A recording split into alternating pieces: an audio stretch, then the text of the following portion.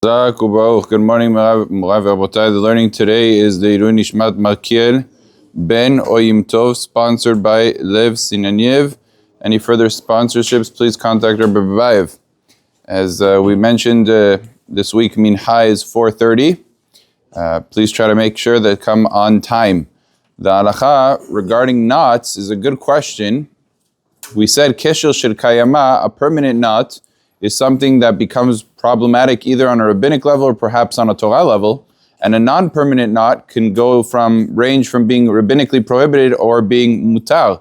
The question is what's defined as permanent. So we said, okay, 7 days versus not 7 days, according to Sfaradim, according to Ashkenazim, within 1 day is not permanent, within more than 1 day, past 1 day I should say, it's considered to be permanent.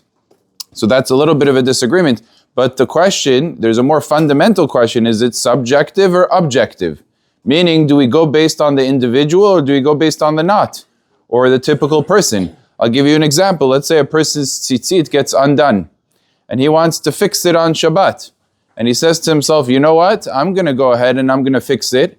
And I'm going to have in mind to undo it on Motzei Shabbat and redo it. So I'm going to make it temporary.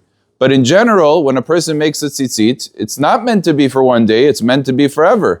So in general, it's permanent, but he's deciding that I'm going to make it temporary. Is that considered a temporary knot, or is that considered a permanent knot? And there could be many such cases of such things in both directions. Some things are typically temporary, maybe he wants it to be permanent, and other such things. So what would be the halacha? The halacha is, it is objective in that sense. We don't say that because he decided that he wants it for 1 day, all of a sudden it's going to be mutar. If this knot inherently is permanent, and he on his own made that determination that he's going to do differently, so we say, listen, this is a permanent knot, and therefore it's going to be a problem on Shabbat to do. As opposed to, when we say something is not permanent, it means almost inherently it's not permanent.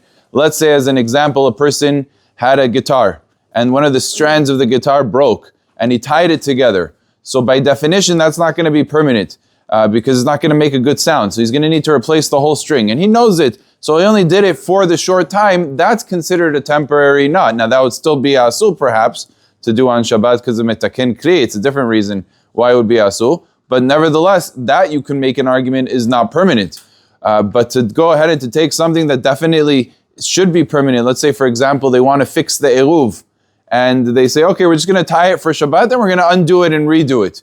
You can't do that because tying the string of eruv would be viewed as something that's generally done permanently, and the subjective opinion or fact that you're going to end up undoing it does not change that circumstance. And therefore it would be asur, at least on a rabbinic level, perhaps on a Torah level. Baruch Adonai le'olam, amen ve'amen.